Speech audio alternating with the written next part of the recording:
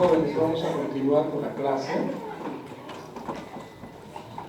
Vamos a tratar sobre síndromes neurológicos vasculares.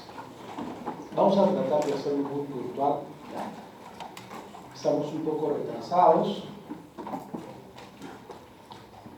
En neurología hay diversos síndromes, pero cuando hablamos de síndromes vasculares, estos tienen características que tienen, en primer lugar, un rápido desarrollo de signos neurológicos focales.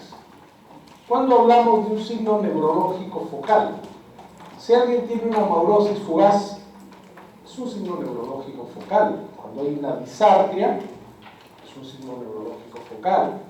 Cuando hay una hemiparesia, cuando hay una hemiplegia, es un signo neurológico focal. Cuando hay un trastorno del par craneal, si hay signos neurológicos focales que se instalan rápidamente y persisten por más de 24 horas, estamos frente a un cuadro de síndrome neurológico vascular. Lo vascular tiene la característica, no es insidioso, es de inicio rápido.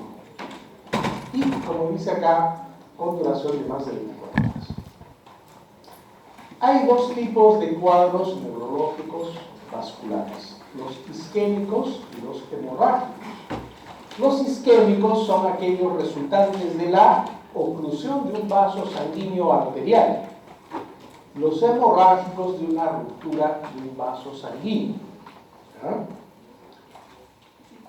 Es importante, jóvenes, que cuando hablamos de la irrigación arterial cerebral, reconozcamos que hay dos grandes sistemas. El sistema carotídeo, que tiene del 80% de la circulación, sistema carotídeo.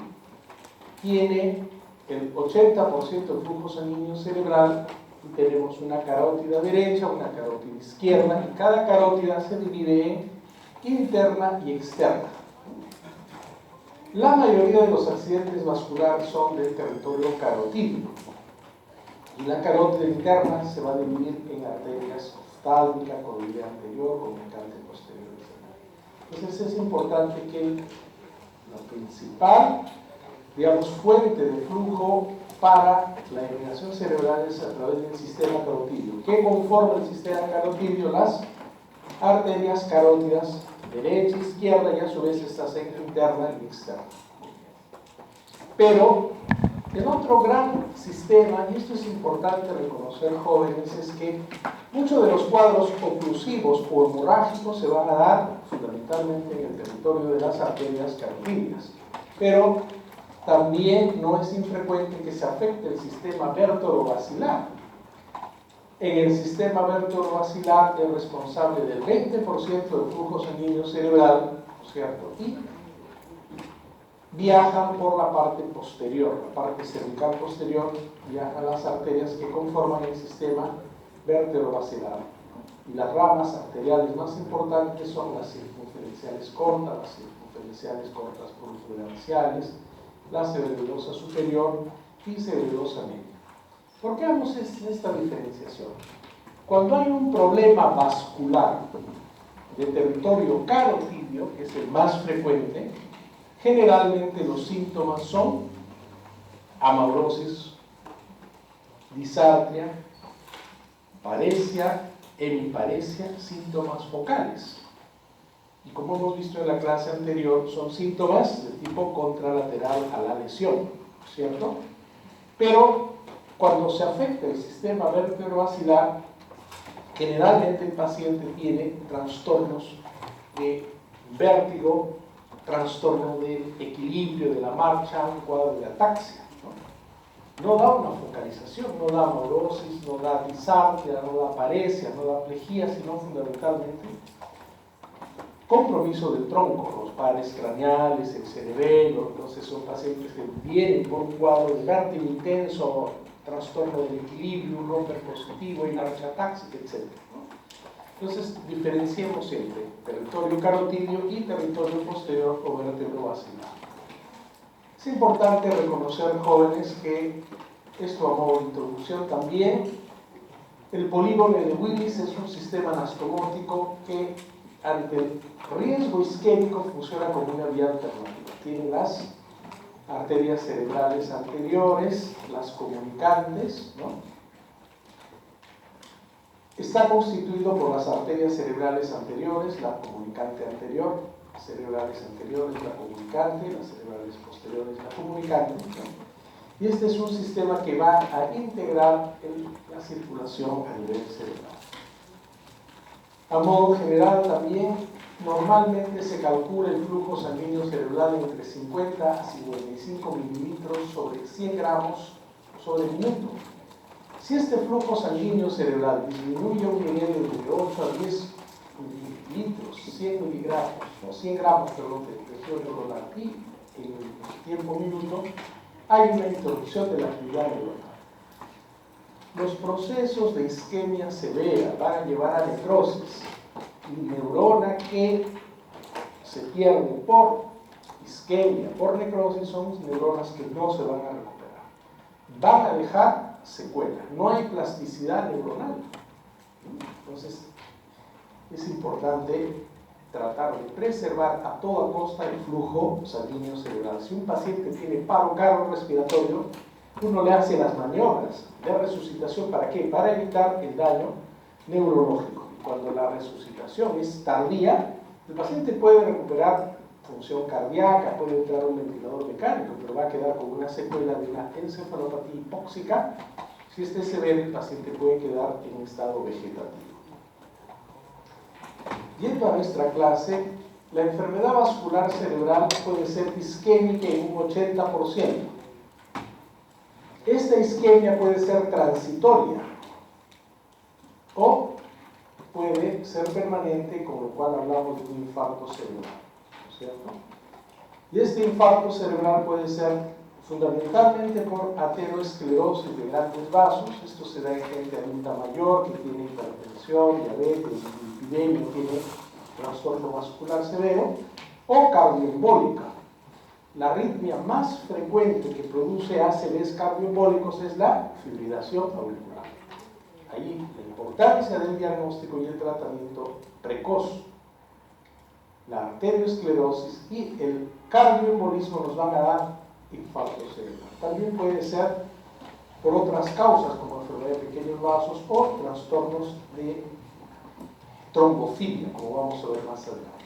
Entonces, los cuadros de enfermedad vascular cerebral, la mayoría son cuadros isquémicos, un menor porcentaje son hemorrágicos cuando hay ruptura del vaso sanguíneo, es entre un 15 o un 20%, y la hemorragia puede ser en el parénquima, intraparenquimal o subaracnoidea. Hay otra manifestación vascular menos frecuente, la trombosis venosa central.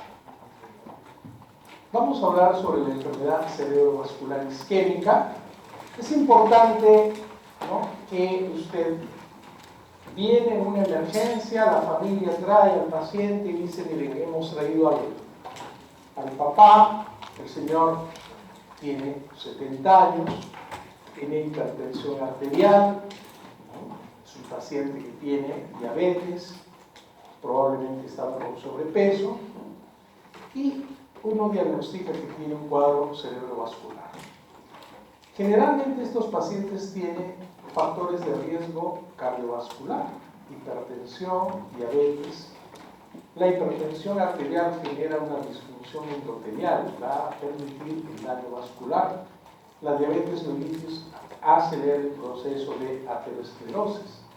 El tabaquismo, el alcoholismo, la obesidad, la dislipidemia y el sedentarismo son factores de riesgo que son modificables. Obviamente no se puede modificar la edad, los antecedentes familiares. Hay personas que tienen antecedentes, ¿no?, de familiares cercanos que tienen hipertensión, diabetes o enfermedad cerebrovascular.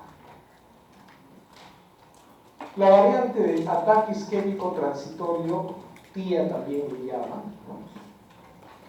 El daño neuronal no es permanente, generalmente síntomas suelen durar menos de 60 minutos.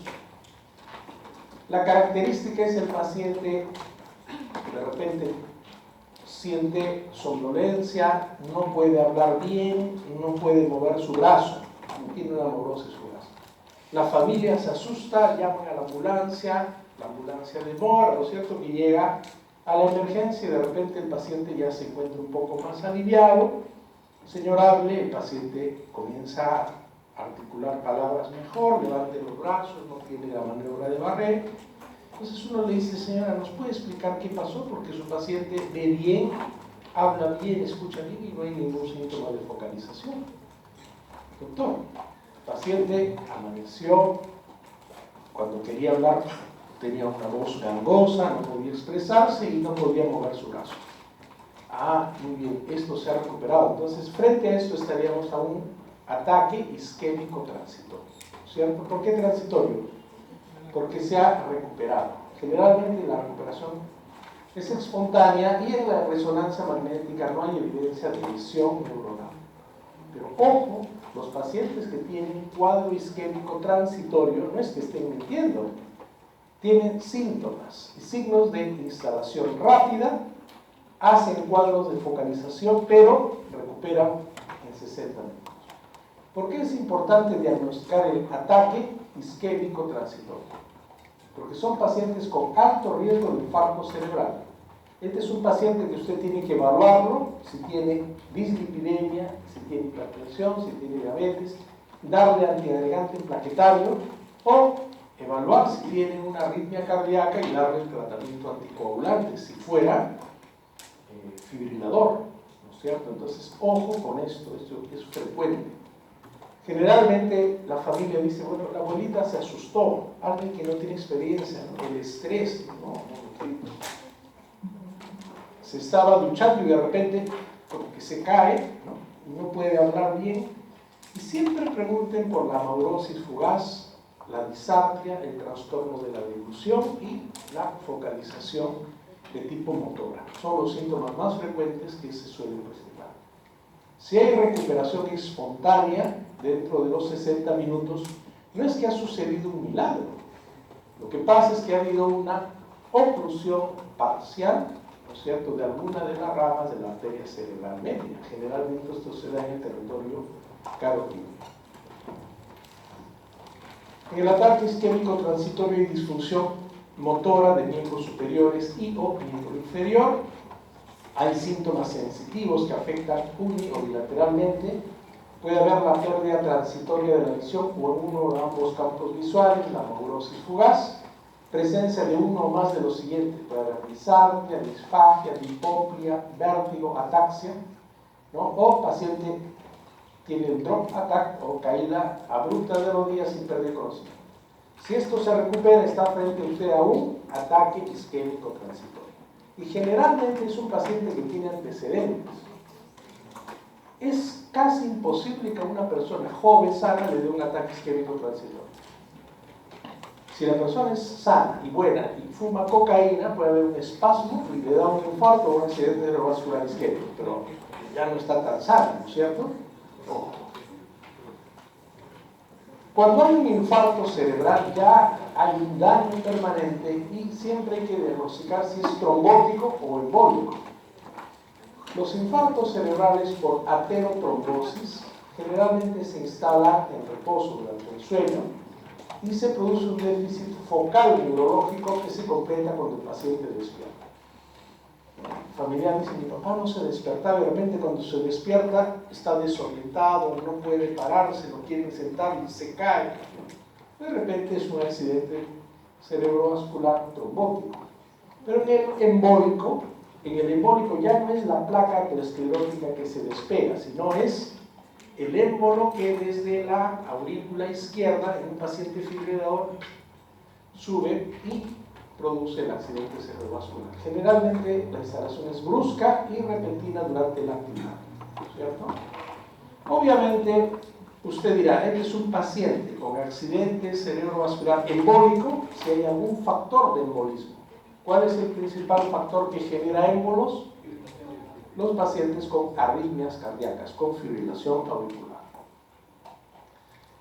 Clínica del infarto cerebral por oclusión de la arteria cerebral media. La mayoría de accidentes cerebrovasculares son por oclusión de la arteria cerebral media. El paciente tiene déficit motor y sensitivo en el cuerpo contralateral. Usted le dice, mueva los brazos, una paresia braquial.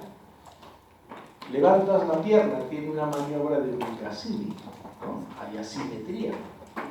La lesión, si el paciente tiene hemiparesia derecha, será en el, ¿no es cierto?, lado contralateral, en la zona motora.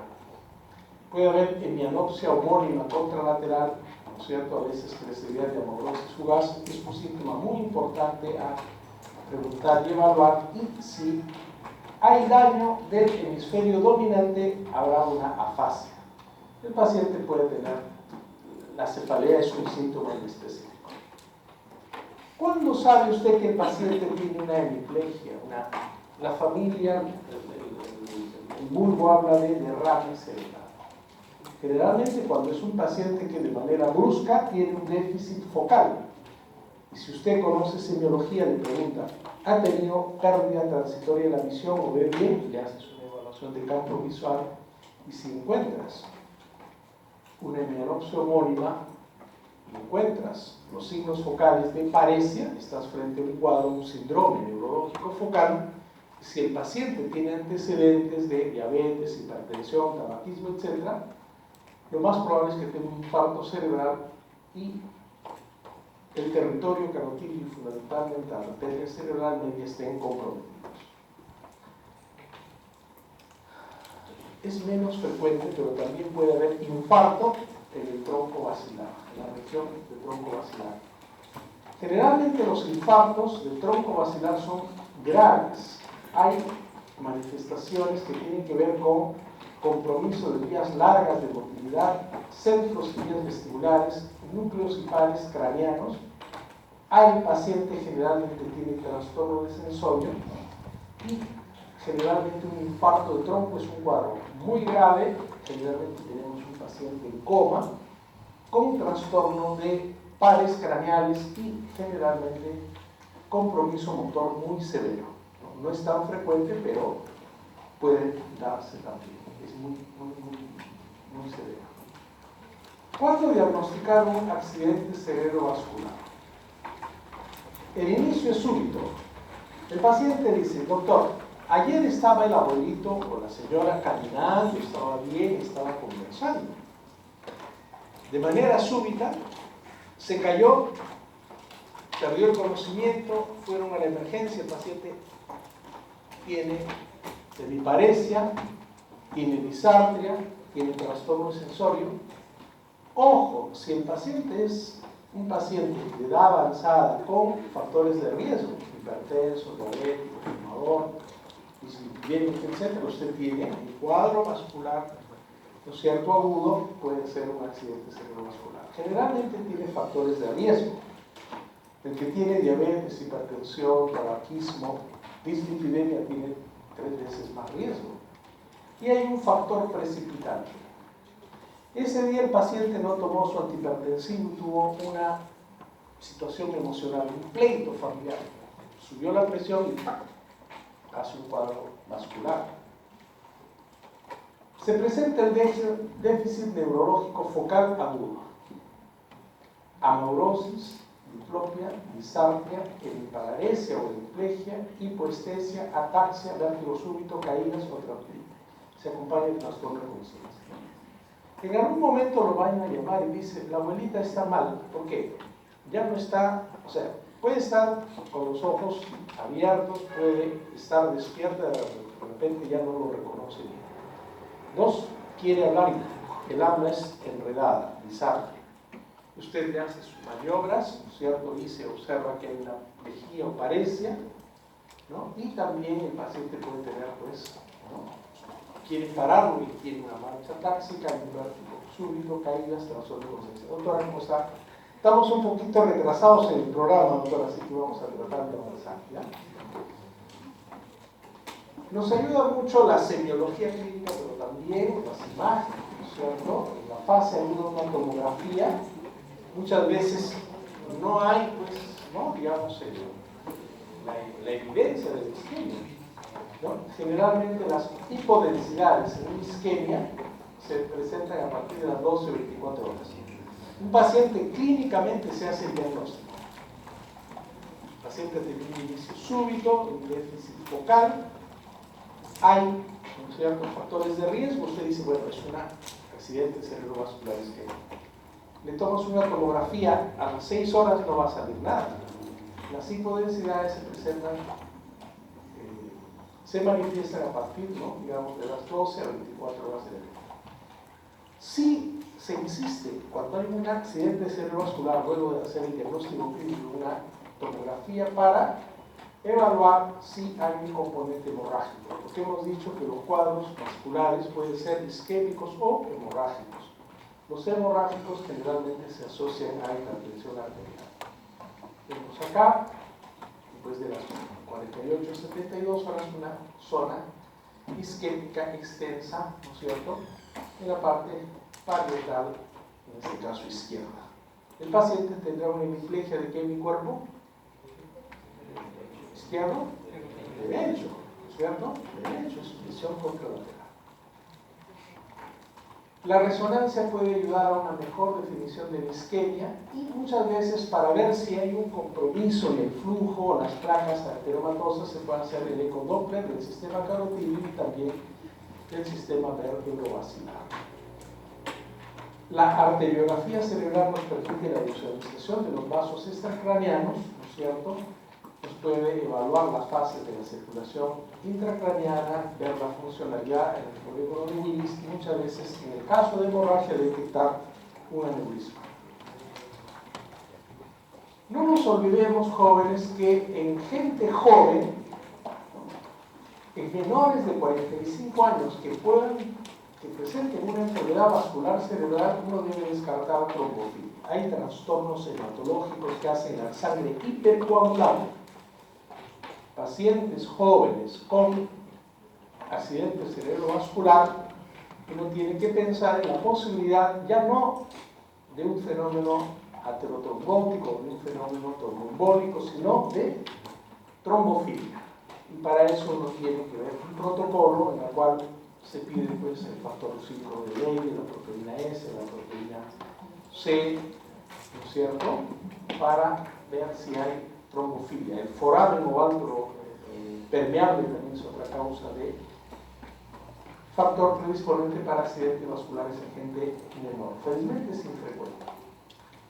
En el examen cardiovascular usted tiene que evaluar patología cardioembólica como causa del evento vascular cerebral isquémico.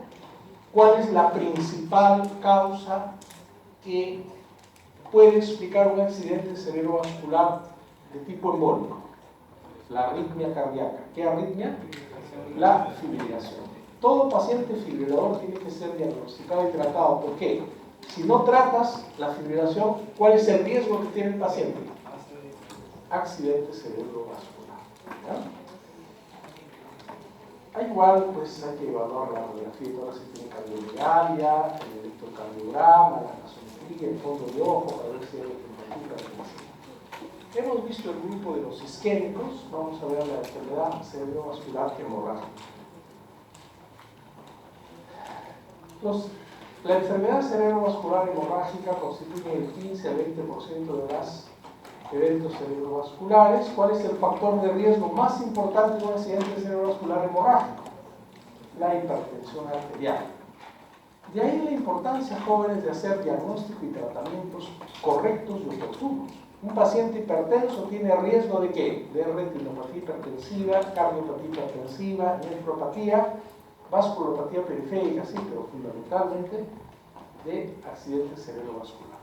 Y esto lo digo muchas veces cuando se produce el drama de un accidente cerebrovascular, la gente mira al cielo y dice, Dios mío, no, pero Dios no tiene nada que ver. No hemos controlado la hipertensión arterial. Y ojo con dar antigripales a los adultos mayores. El antigripal tiene fenilefrina, sube la presión en su pico hipertensivo y ha predispuesto en estudios epidemiológicos a los accidentes cerebrovasculares hemorrágicos. Localización frecuente en los ganglios basales. Factores de riesgo modificables de hipertensión, la diabetes, el tabaquismo, los altos niveles de estrés, la obesidad, la dislipidemia, el sedentarismo. Contra esto tenemos que luchar. Si usted quiere llegar a su vejez sin accidente cerebrovascular, tiene que tratar estos factores de riesgo. Obviamente, la edad avanzada, ¿no?, los varones y ciertos antecedentes familiares pueden tener un factor de predisposición no modificable. ¿Qué es lo que pasa en el accidente cerebrovascular hemorrágico? A nivel de las arterias se produce por la hipertensión, la degeneración de la arteria y la capa muscular y anodización de la líquida. Hay una disfunción endotelial, hay daño vascular y muchas veces el pico de presión arterial es el factor que permite la ruptura del vaso, el sangrado y el daño a nivel parenquimal. Un ACV hemorrágico da síntomas rápidamente progresivos, es mucho más severo que el ACV isquémico. El déficit neurológico es máximo al inicio. Un paciente que viene con trastorno severo sensorio, lo más probable es que, además de la focalización, el trastorno del sensorio muy severo haga pensar en que el cuadro sea hemorrágico, sobre todo si el paciente es hipertenso. Las hemorragias intracerebrales supratentoriales van a producir déficit neurológico sensitivo motor contralateral. Esto ya lo hemos repetido hasta el cansancio, jóvenes, por la demostración, ¿no es cierto?, de la vía piramidal.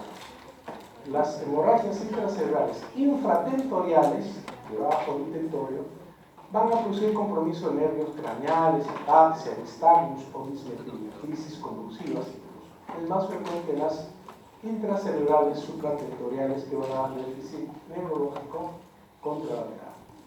Formas clínicas, el comienzo es súbito y un gran compromiso de la vida del paciente, son de muy alto riesgo. El paciente muchas veces tiene que ir a cuidados intensivos, tiene que ser evaluado por los neurocirujanos para ver si se puede drenar o no el hematoma, que es una extensa área de sangrado. Y el sangrado puede ser intraparenquimal, subaracnoideo o mixto, perdón. Intraparenquimal, subaracnoideo o mixto. En la hemorragia intraparenquimal hay una extravasación de sangre en el parénquima, generalmente se da entre la quinta y sexta década de la vida, es primaria en el 85% de los casos, y también puede haber una hemorragia intraparenquimal secundaria en una hemorragia subaracnoidea crónica o por angiopatía amiloide. Cuadro es fulminante, ¿no? El ictus es agudo y se puede precipitar frente al esfuerzo. Generalmente el paciente ha hecho algún esfuerzo que implique elevación de la presión y se precipite el sangrado.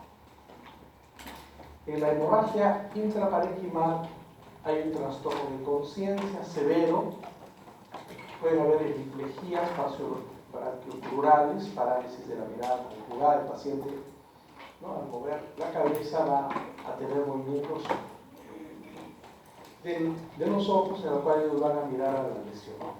Generalmente el paciente con ACV hemorrágico tiene hipertensión arterial, ¿no?, sin tratamiento con un inadecuado tratamiento. La manera más adecuada de prevenir el accidente cerebrovascular hemorrágico es tratar adecuadamente la hipertensión arterial.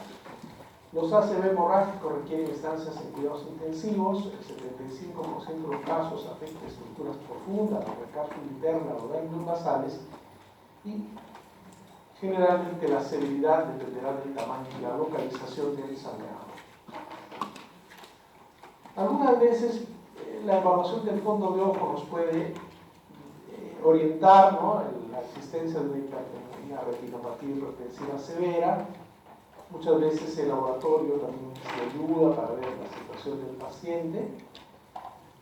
Solamente será una punción lumbar en el caso de diferenciar si el signo benigno es por hemorragia subaracnoidea o, ¿no es cierto?, u otra causa, ¿no? No podemos hacer punción lumbar en pacientes que tienen hemorragia intraparenquimal, porque puede haber incremento de la presión arterial.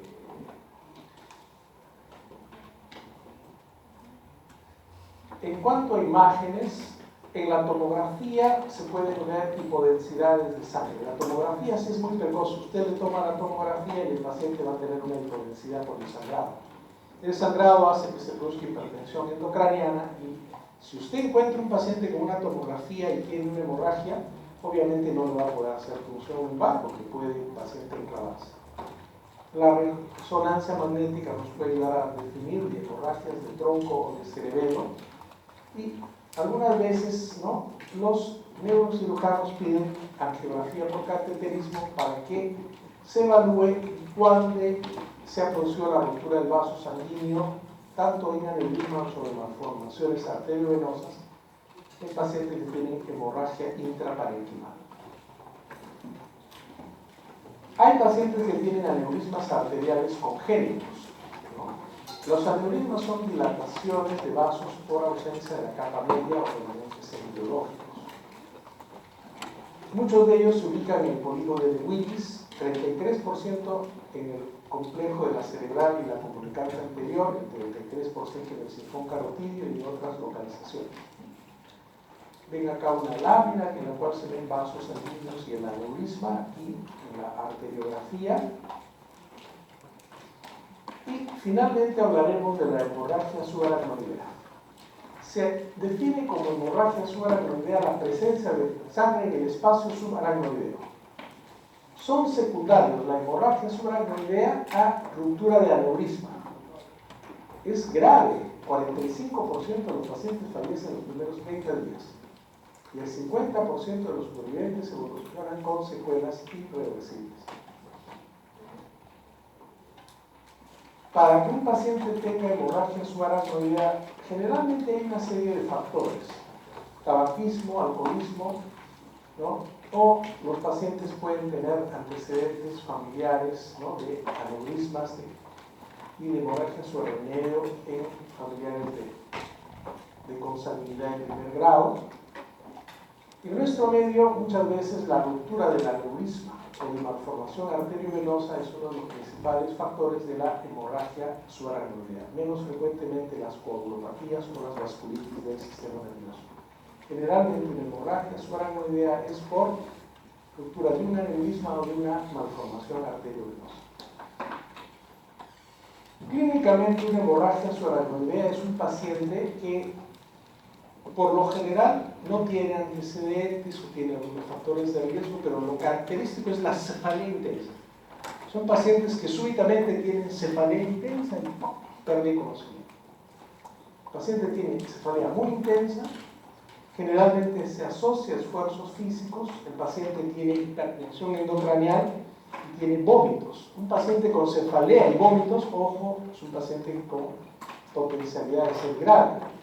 El paciente puede tener hiperestesia cutánea o fotosonofobia, ¿no? Entonces, obviamente, un paciente joven que tenga una cefalea muy intensa, que tenga vómitos, que tenga, ¿no?, digamos, hiperestesia cutánea, fotosonofobia, ¿no?, y que tenga trastorno sensorio, es un paciente que debe ir urgentemente a la emergencia, y frente a una, digamos, cefalea muy intensa con signos meningios, usted tiene que descartar una hemorragia subaracnoidea.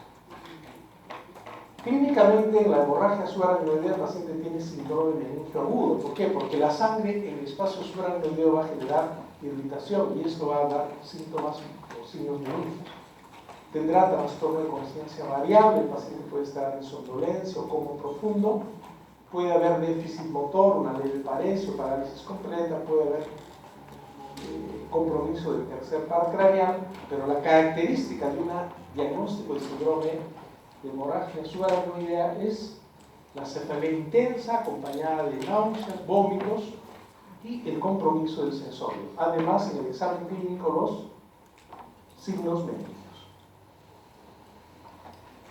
Cefalea severa de inicio súbito, acompañada de náuseas, vómitos, fotofobia, alteración de la conciencia.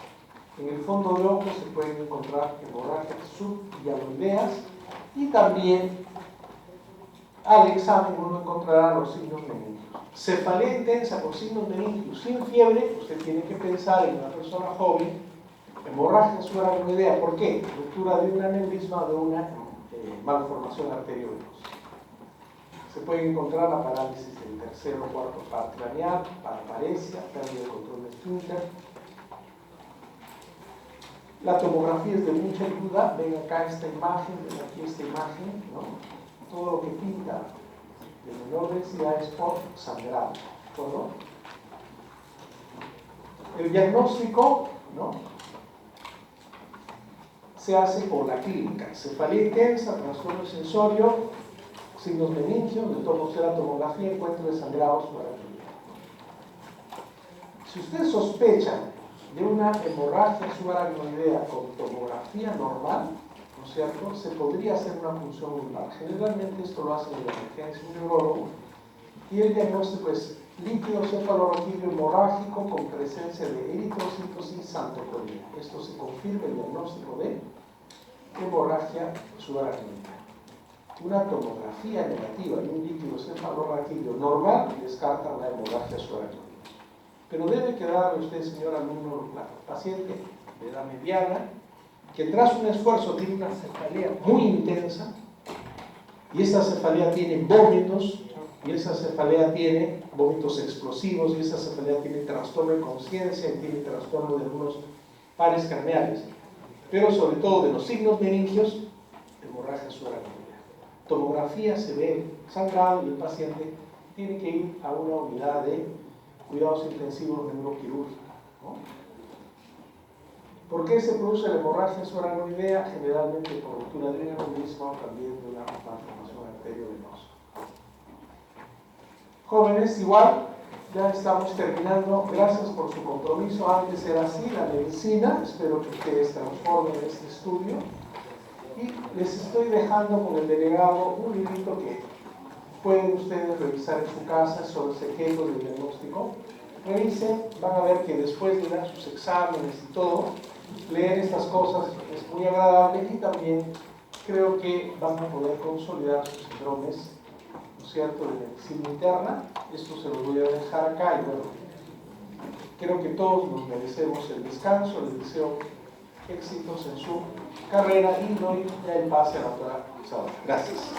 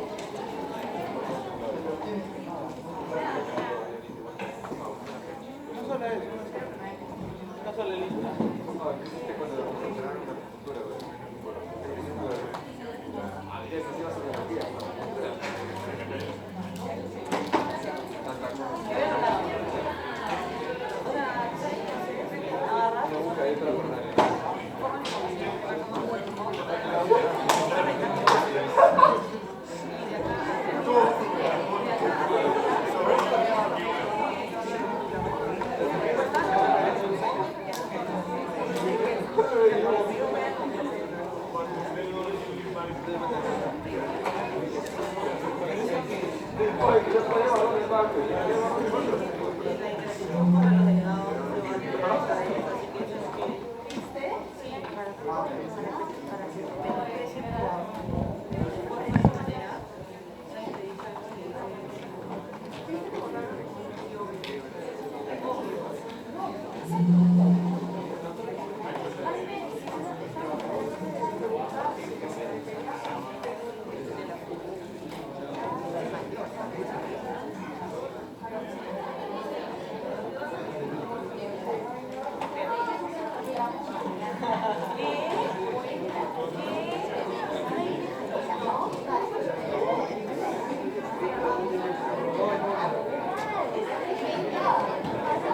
A ver, jóvenes, teníamos bastante retraso. Bueno, lo bueno que esta clase es una clase bastante simple, porque yo creo que si han revisado bien lo que es la semiología de lo que se dicta también por el doctor Solari, entonces tienen que haber revisado muy bien lo que son síndromes, los signos meningios. Entonces vamos a tratar de recordar simplemente y ordenar algunos conceptos. Cuando hablamos de síndromes meningios tenemos que tener algunas cosas claras, ¿no? No siempre pensar que vamos a encontrar la triada clásica de un síndrome meningio. Y cuando hablamos de síndrome meningio vamos a hablar no solamente de las tres membranas que son las partes, digamos, de la meninge con su dura madre, aracnoides, pía madre, y no solamente que va a cubrir la masa encefálica, sino también toda la médula. Y por lo tanto, por la proximidad que tiene, ustedes van a hacer un corte a nivel del hueso óseo del cráneo, entonces muy pegado a ello está pegado a la dura madre, la parte pegada al mismo cráneo, y la parte, hay una doble membrana, o sea, una capa externa y una capa interna, y entre ellas van a pasar una serie de senos venosos. Por lo tanto, yo puedo tener un traumatismo y si se rompe allí, se va a formar desde una hemorragia o un hematoma. Entre la dura madre y la aracnoides vamos a tener un espacio y por ahí va a circular lo que ustedes ya conocen como el líquido cefalorraquídeo. Y entre la aracnoides y pegado ya a nuestro cerebro está pues, la pía madre. Entonces, nuestra clase es en base a eso. Vamos a ver qué entendemos nosotros por síndrome meningio, qué es lo que tiene que suceder. Estas tres membranas que están superpuestas una encima de la otra y con los espacios que hemos referido, van a poderse inflamar por diferentes causas, ¿no? Y entonces al inflamarse van a aparecer manifestaciones como las que vamos a ir a ver de los signos meningios. Tener claro, como decíamos, la dura madre es la capa gruesa, no olvidarnos que entre la dura madre y debajo de ella está el espacio subaracnoideo y ahí está nuestro líquido cefalorraquídeo y la capa más delgada que es la que está pegada al cerebro y que es pues muy vascularizada. Entonces si la ponemos acá en imagen, ustedes pueden ver bien claro aquí, acá está el hueso, acá está la dura madre y aquí ya tenemos la aracnoides y entre la aracnoides y la pía madre ustedes ven la cantidad de el recorrido pues de lo que va a pasar por ahí el líquido cefalorraquídeo. Cuando se presenta el síndrome meningio, este síndrome meningoencefálico va a tener el compromiso de irritación de estas membranas y estas van a manifestarse porque se van a producir una serie de manifestaciones clínicas desde cefalea, contracturas musculares, en algunos casos fiebre y van a haber alteraciones dependiendo el tipo y la localización y cuál es la etiología. Podemos encontrar el síndrome de hipertensión endocraniana y las alteraciones en el líquido cefalorraquídeo. Tener claro que hay tres términos que debemos tenerlos bien claros. Meningitis es lo que acabamos de hablar, ¿no? El compromiso, la inflamación de las leptomeninges. Entonces, ¿qué entendemos por reacción meningia? Yo puedo haber sido sometido a un tratamiento intratecal, me están colocando una sustancia química y he presentado una reacción meningia con irritación por este agente que me acaban de colocar esta droga en las meninges. Pero también puedo tener un meningismo, o sea, tener una infección fuera del sistema nervioso y tener manifestaciones de síndrome meningio y si estudio el líquido cefalorraquídeo, pues va a ser un líquido completamente aséptico, limpio.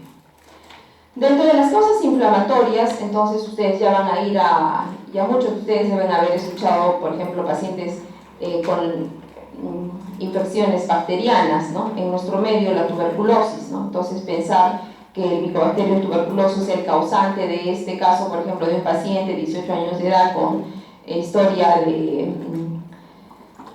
la familia lo trae o lo han encontrado hoy día en el colegio con alteración de sensorio en manera brusca, pero la familia refiere cuando ya llegan al hospital que esto no fue de ahora, ¿no? O sea, no es que perdió el conocimiento, había un Glasgow de 10 al hospital, a la emergencia. Viene la historia de que ya 3 meses atrás puede haber estado presentando desde manifestaciones como por ejemplo cefalea, pérdida de peso, en la familia alguien con TB, o el paciente que ya ha tenido antecedentes de TB y que nuevamente está inmunosuprimido. Le han hecho el diagnóstico de hace unos 15 días de hepatitis B, ¿no? Y había recibido una transfusión sanguínea en un accidente. Entonces ya hay una serie de datos más que nos hacen pensar en ese tipo de historia. Pero también puedo tener la historia de un paciente, un niño, 1 semana, 2 semanas de nacido, y que la familia le llama la atención porque tiene un llanto persistente, está inapetente, no quiere lactar y está irritable, y de pronto le toman la temperatura y lo encuentran febril y lo llevan a la consulta en emergencia, ¿no? Y le encuentran al niño pues con toda la fontanela, que si supuestamente está con fiebre, deshidratado, no quiere comer, me llama la atención que está bombada, ya me está dando algún dato de que algo raro está pasando ahí. O puedo tener un paciente de 2 años, ¿no? Y ya tiene lesiones dérmicas a más de los síntomas que acabo de mencionar, y pensar que está haciendo otro tipo de... O sea, como ven, hay varias bacterias que pueden ser las causantes de este tipo de enfermedad. La primera que les puse, la tuberculosis, el Mycobacterium tuberculoso. En el segundo caso, una meningitis puede ser por un germen, un streptococcus, un pneumoniae, y en el caso de la Neisseria meningitidis, en las lesiones térmicas que les he mencionado. Pero no solamente las bacterias producen esto, yo también puedo tener historias de pacientes que vienen con cuadros virales, ¿no? Han hecho un cuadro catarral y es un niño, mucho cuidado con los niños, ¿no? Ha hecho un cuadro catarral, no le ha dado mucha importancia, y ahora está haciendo fiebre, está irritable, y lo sigo tratando en casa, le sigo dando antihistamínico en gotitas y no lo llevo. Cuidado, porque podemos tener evoluciones tórpidas, y tener mucho cuidado en la característica y las características de enfermedades que pueda tener como morbilidades, ¿no? Sobre todo en los inmunosuprimidos, en los pacientes que dan corticoides o tienen enfermedades infectocontagiosas o enfermedades como el HIV. También tener mucho cuidado con los pacientes en enfermedades micóticas, ¿no? También se puede producir esto por cándida, criptococos, coccidioides, dentro de las enfermedades, tomar siempre el antecedente del paciente, de dónde proviene y qué enfermedades tiene. Por último, las enfermedades parasitarias también son causantes de este tipo de patología.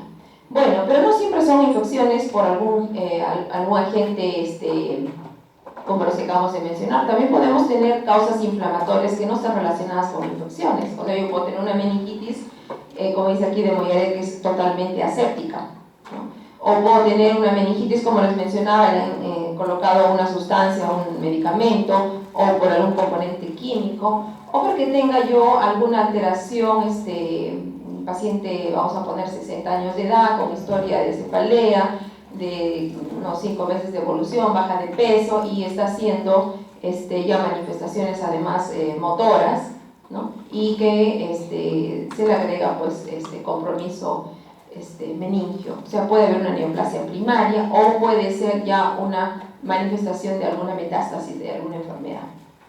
Pero también tenemos otras enfermedades, como todas las enfermedades autoinmunes, las enfermedades del colágeno, ¿no? No olvidarnos de la enfermedad de BCL, buscar otro tipo de alteraciones en mucosas, ¿no? El lupus eritematoso ya más o menos ustedes lo tienen claro, pero también hay otras enfermedades, por ejemplo, este es un síndrome raro, Poyani-Arada, que es un síndrome que tiene otro tipo de manifestaciones con alopecia, disminución de la pigmentación por melanocitos, y puede haber hasta las zonas hipopigmentadas, sobre todo también en faneras, en pestañas, cejas, ¿no? Y hay una serie de alteraciones también que hay que ir a buscar en ojos, uveitis, ¿no? Entonces, puede haber, como ustedes ven, una infinidad de causas inflamatorias que no están relacionadas con meningitis, y no olvidarnos de una de las más frecuentes, ¿no? Sobre todo aquellos pacientes gerontes que de pronto aparecen con manifestaciones de un cuadro meningio y no hay mayor historia, pero por ahí hay algún traumatismo, hay alguna hemorragia, ya sea subdural, epidural o la historia como se les mencionó en la clase anterior sobre arritmia. Otras causas, las hemorragias. Podemos tener pacientes con hipertensión, con crisis hipertensiva, sangrados meningios, o porque ha tenido un traumatismo, o porque se ha roto un aneurisma, o porque hay una diálisis hemorrágica, está con anticoagulación y de repente me sobregiré, está con un INR pues de 10 cuando no debe pasar de 2.5 y está sangrando por diferentes áreas, ¿no? Buscar neoplasia, les decía, sea problema primario o carcinomatoso.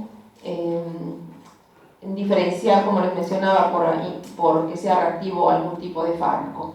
En resumen, entonces, ahora sí ustedes ya pueden tener una cosa clara: el síndrome meningio, dentro de la fisiopatología, no solamente hay infecciones, no solamente puede haber agentes químicos, puede haber tenido un traumatismo y nadie sabe de ello, y porque generalmente, por ejemplo, los abuelitos no avisan nada, y después de meses me estoy dando cuenta que el paciente tiene alteraciones.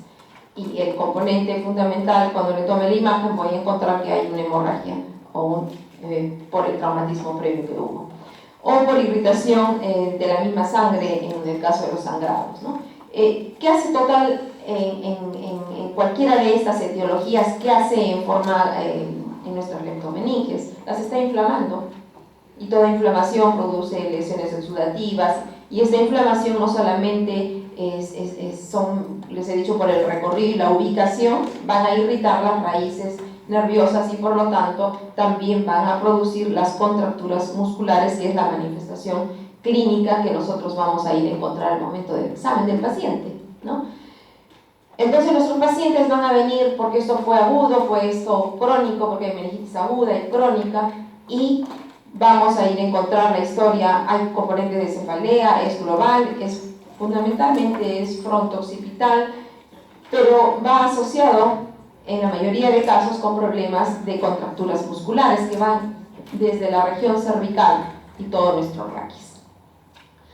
Pero esas son las más importantes, pero también puedo tener, como les decía, en tempranas años, en los primeros meses del bebé, del niño menor de 2 años, se manifiestan por irritabilidad, por náuseas, por vómitos, y son unos componente explosivo, ¿no? Pero también pueden presentarse con manifestaciones como convulsiones. Tener mucho cuidado también en las edades mayores, o sea, no solamente esperar que hay cefalea, que hay contracturas musculares y que si no hay fiebre no puede ser un síndrome meningio. Los extremos de la vida rara vez o pocas veces hacen fiebre, pero entonces tenemos que, si lo encontramos, bueno, y es un hallazgo, nos hace la triada, pero si no, tenemos que ir a buscar nuestra evaluación y el examen clínico de nuestros pacientes.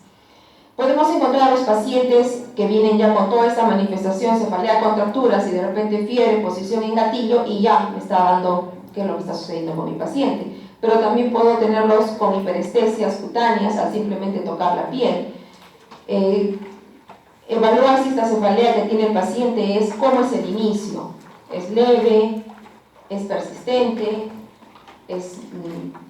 ¿Cuál ha sido la intensidad? A veces es tan intensa que el paciente está dando, no solamente es irritable por el dolor tan intenso, 10/10, sino que los pacientes presentan el grito hidrocefálico, llamado también el grito meningio, ¿no? Estos pacientes además pueden presentar desadorabilidad frontal, occipital, pueden manifestarse otras acompañantes como el rechazo a la luz, la fotofobia, algiacusia, o sea que tienen sensación dolorosa cuando escuchan ruidos, e incluso pueden presentar la sonofobia, que no pueden ya tolerar ningún tipo de ruido. Evaluar si este paciente está haciendo, ya hay hipertensión endocraniana. Dentro de los mecanismos, simplemente puede decir, el dolor de cabeza puede ser ocasionado por la misma inflamación o porque además ya está ocasionándose aumento de la presión en este líquido cefalorraquídeo, ¿no? ya sea porque esté aumentando la presión en el vaso, lo esté comprimiendo o se esté estirando, desplazándose los vasos. Como les decía, finalmente todo este componente de inflamación va a estimular las raíces de los nervios y esto va a provocar pues dolor, y como respuesta del organismo es la contractura del raquis, que basta que uno vea una imagen para que se den cuenta que no puede pasar desapercibida la contractura. Desde arriba, la rigidez de nuca, cualquiera de nosotros movemos nuestro cuello, va de arriba y de atrás, flexión, extensión y no hay problema, pero cuando yo quiero examinar detrás de mi mano, detrás de la nuca y quiero flexionar y el mentón choque el esternón, vamos a encontrar una gran resistencia, esa rigidez de la que estamos hablando. O cuando el paciente queremos flexionarlo y es una tabla rígida de toda la columna. Y cuando vamos a ir a buscar los signos positivos de Kerning, Brusinski, vamos a ir viendo imágenes y contracturas de los miembros inferiores van a flexionarse, o contractura de pared abdominal, va a haber contracción de la pared, y músculos de la cara que van a se va a observar unos signos como el de Levinson. Vamos a ver imágenes. Acá vemos la primera. En la rigidez de nuca, lo que les mencionaba, ¿no? Estamos evaluando al paciente y vemos colocamos la mano y hay una gran resistencia y no podemos flexionar adecuadamente el mentón y no puede tocar la zona del esternón. Pero si concomitante a este momento de la prueba observamos que hay una apertura de la boca tratando de alcanzar la zona, encontramos asociado ya otro síndrome, que es el síndrome de Levinson. Esa apertura de esa marcada de esa boca, ¿no? Ese es un signo positivo. Pero les mencionaba que esa contractura es a nivel de todo el raquis, o sea que si observan acá, puede ser tan generalizada que podemos ver al paciente en esta postura que se llama de contractura extrema de opistótono. Y miren, incluso la de la imagen inferior, está la contractura que a veces pues termina flexionándose y elevándose con toda esa flexión de todo el tórax. Y con la flexión agregada de los miembros inferiores, ya se imaginan esa postura no va a pasar desapercibida en una emergencia. Cuando evaluamos al paciente que tiene rigidez del raquis y nosotros lo ayudamos a sentar, van a observar la imagen del signo del trípode, ¿no? Si esto es rígido, todo el dorso, las manos hacia atrás y la flexión de las extremidades. Da una imagen, como dice ahí, de trípode. Ahí tienen otra imagen de lo que es la rigidez de nuca. Y acá tenemos un signo, el signo de Kerning, que ustedes tienen que hacerlo, ¿no? Acá tienen el examinador y qué es lo que está haciendo. Va a colocar su mano detrás del dorso del paciente y lo va a sentar. Al momento que lo está ayudando a sentarse, ¿qué sucede cuando hay irritación de las meninges? Se produce esta flexión de las extremidades, ¿no? Por la contractura de estos músculos flexores. Y hay un Kerning 1 y un Kerning que podemos evaluarlo de la siguiente manera: una variante 1, una variante 2. La variante 2, el examinador va a tener al paciente en decúbito dorsal y va a elevar la parte del talón, ¿no? Y al momento de elevarlo no tendría por qué flexionarse el miembro, pero como ven aquí, este miembro se flexiona cuando hay irritación meningia. Entonces tenemos dos variantes, Kerning 1, Kerning 2, o las dos variantes que acabamos de ver. Acá tienen al paciente, le están haciendo esa prueba, ¿no? Están ayudando a sentarse al paciente y se flexionan las dos piernas, y en la parte inferior le está el examinador incluso haciendo resistencia para que no flexione el miembro, pero aún así sigue flexionado.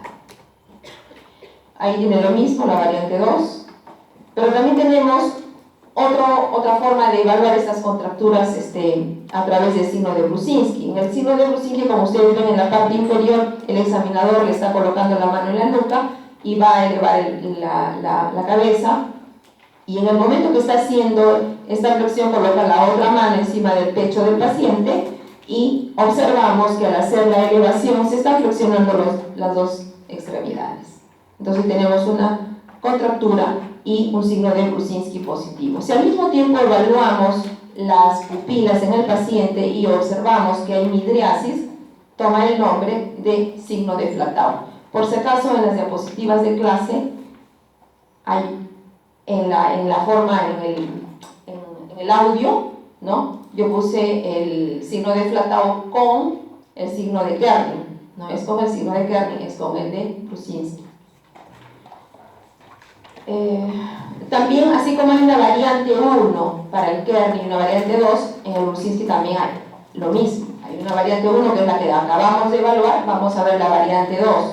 En el momento que estamos evaluando al paciente, al paciente se le está haciendo la prueba de elevación del talón, como ustedes han visto, y se flexiona la pierna que uno está elevando, pero al mismo tiempo se está flexionando la contralateral, como están observando aquí.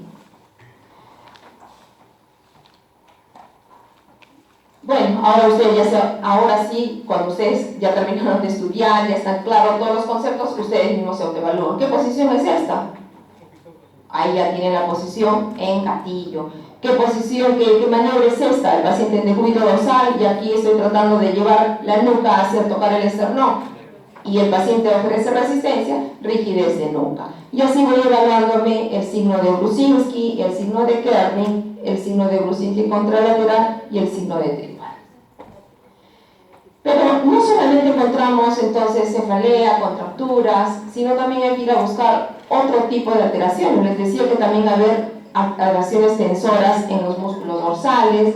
También hay el signo de nuca plantar Marañón, de Pedro Pons, contractura de rectos anteriores. Hay trastornos en la conciencia. Pueden haber alteraciones concomitantes como compromiso del eje piramidal y también compromiso de nervios craneales y complicaciones que pueden aparecer más tardíamente. Veamos una por una. Bueno, aquí ya se los he corregido, ¿no? El signo de flatado que les digo que en su clase les he dictado acá como Kerning, ¿no? ¿Qué cosa es el signo de nuca plantar de Marañón? Es cuando ustedes están realizando el Kerning y que dijimos que el examinador está impidiendo que el paciente flexione la extremidad inferior. En esa resistencia que ofrece el examinador a esta postura que adopta el paciente, se va a presentar el signo de Babinski o sucedáneo. Ustedes ya saben cómo se hace el Babinski, ¿no? Entonces el Babinski se estimula y vamos a encontrar una dorsiflexión del primer ortejo y flexión plantar de los 4 dedos restantes, ¿no? Y yo voy a ir a buscar, si es que no hay el Kerning, voy a ir a buscar los sucedáneos. ¿Cuáles son los sucedáneos? Ustedes van a ir a ver en la siguiente imagen que tengo que ir a comprimir la zona del platillo tibial y estaré buscando el open chain, o si estoy haciendo tensión en el tendón de Aquiles, estaré buscando el Schaffer, o si estoy haciendo la tensión a nivel de gemelo, estaré buscando el gordo. Entonces, ¿qué otros signos meningios puedo ir a encontrar? Ya les dije Lewinson, ¿no? Es esa respuesta anormal de apertura oral al momento que estoy haciendo la maniobra para verse rigidez de nuca. La rigidez del raquis, ya les dije toda la posición, que no puede doblar toda la columna. Y la contractura de miembros inferiores, que vamos a observar la posición en gatillo. La maniobra de Pedro Pons, ¿qué cosa es?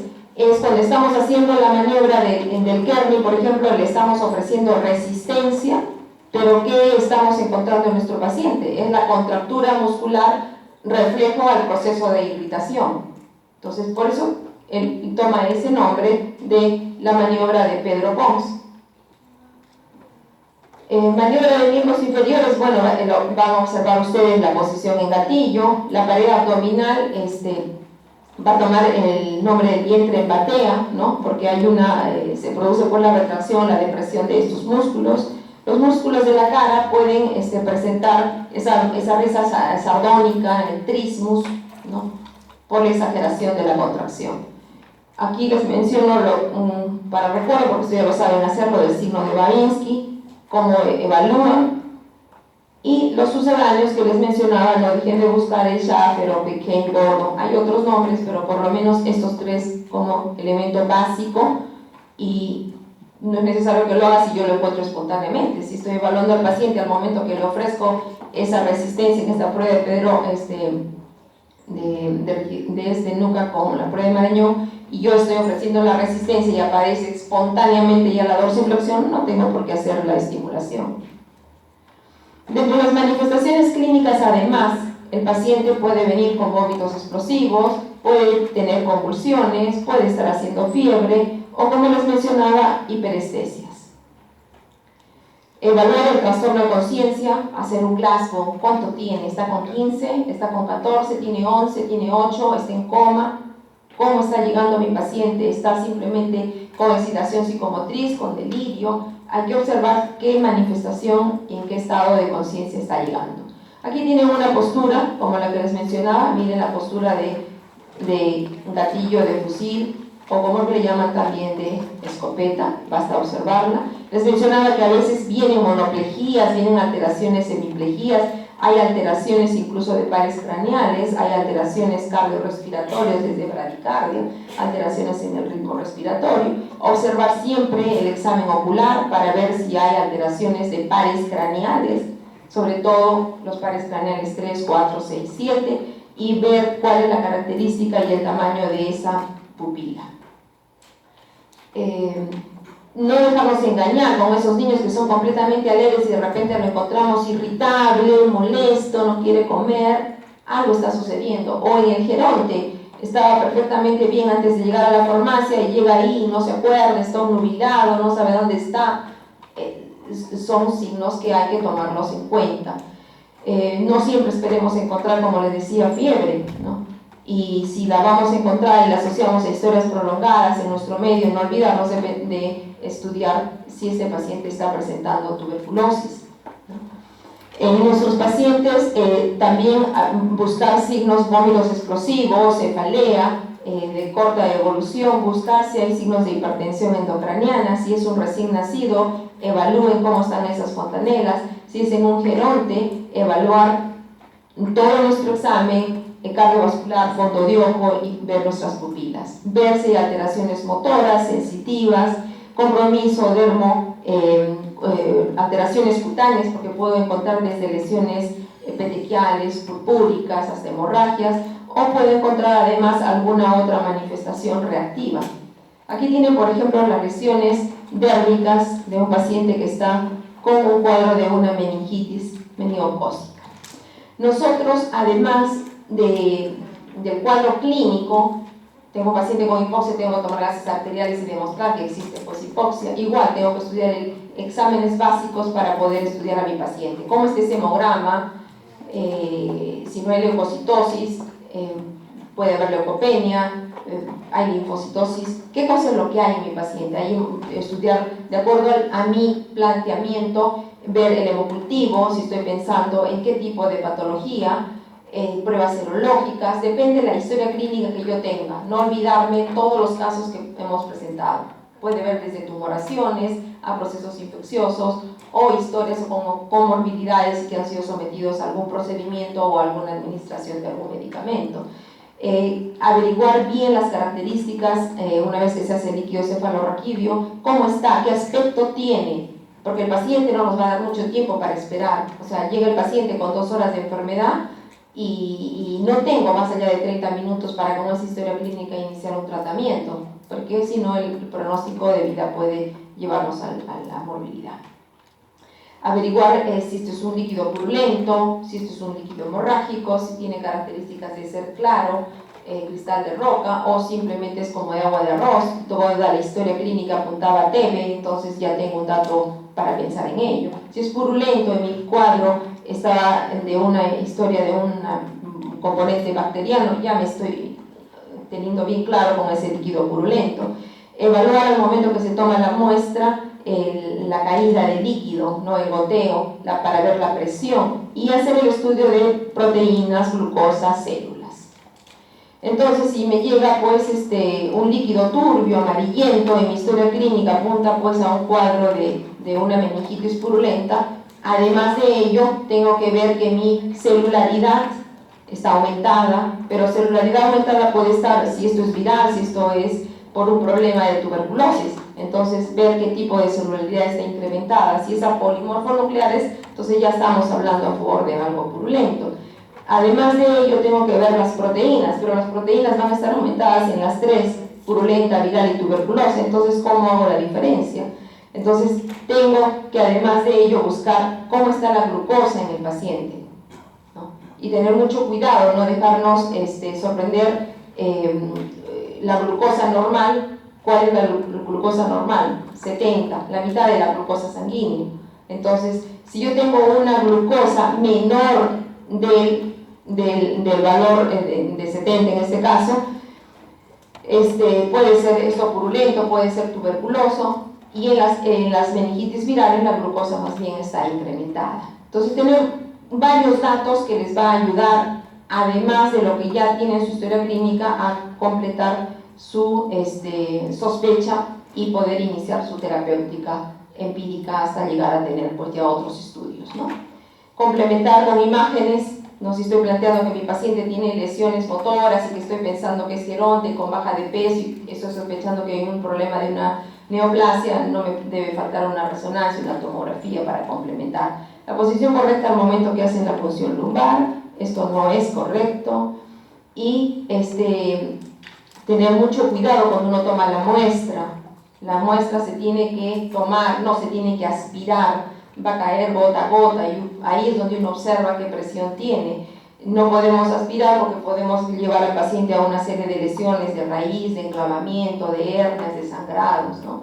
Y dentro de las complicaciones tener en cuenta de que el paciente después de hasta de 48 horas, probablemente hasta la semana, puede tener todavía por el goteo al tomar la muestra, puede quedar el paciente con un poco de cefalea, un poco de náuseas, un poco a veces hasta de vómitos, ¿no? Que desaparece luego. También evaluar si hay compromiso, de repente accidentalmente pues uno tuvo una punción en la raíz, ¿no? Entonces va a permanecer esta sensación, es algo fugaz. Puede ocurrir sangrados, hemorragias, ¿no? Hemorragia subaracnoidea, o de repente yo dejé abierto pues el extremo de la aguja y la presión ambiental y no fluía pues el líquido, entonces puedo ocasionar un neumoencéfalo, y si no tuve la asepsia debida, pues yo misma puedo, el paciente venía por un cuadro de una meningitis, por una etiología, y de repente yo la terminé contaminando, ¿no? Entonces, tener mucho cuidado cuando yo hago la prueba. No tenemos más allá de 30 minutos para hacer nuestro raciocinio, hacer una buena historia clínica, complementar si vamos a tomar ya una prueba de líquido, no olvidarse todas las pruebas complementarias que tienen que hacer en un paciente, ¿no? Tener las órdenes llenadas antes de hacer el procedimiento, porque si no, yo creo que a nadie le gustaría, y lo hemos visto más de una vez, hicimos la PL o el procedimiento y no se llenó la orden, y a nadie, ¿cómo le vamos a nadie le gustaría que le punsen de nuevo y se pasó el momento, ¿no? Entonces, hacer todo el estudio, no solamente citoquímico, celularidad, proteínas, ADA, si estoy pensando en TB, ver el lactato, la deshidrogenasa láctica, tinciones, si estoy pensando en TB, Parasit-Nielsen, si estoy pensando en criptococo, tinta china, campo oscuro, o sea, de acuerdo a la etiología que yo estoy pensando que está sospechando a mi paciente. Si estoy pensando que es TB, hoy día tenemos las cadenas, las reacciones de cadena polimerasa, o sea, hacer todas las pruebas que yo crea por conveniente con estas muestras de líquido cefalorraquídeo para hacer PAP, si estoy pensando en neoplasias, para no equivocarme y no estar en falta, ¿no? Evaluar siempre quién es el paciente, ¿no? Ya les dije, los adultos y los niños mayores, cuidado, si no hacen fiebre no quiere decir que no estén haciendo una meningitis, buscar otras alteraciones y buscar la historia clínica, ¿no? En los niños mayores de 3 meses hasta 2 años, igual, lo noto irritable, con llanto, y lo evalúo, el paciente está haciendo fiebre y lo ven como algo gripal, busquen esas fontanelas. En los ancianos les decían no esperen encontrar fiebre, alteraciones del sensorio, ya tenemos que tener mucho cuidado.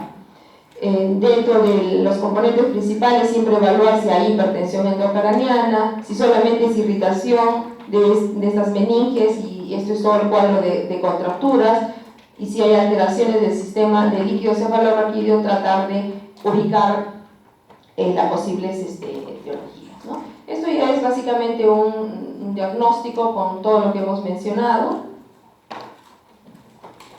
que yo creo que ya nos hemos pasado bastante en la... No sé si hay alguna...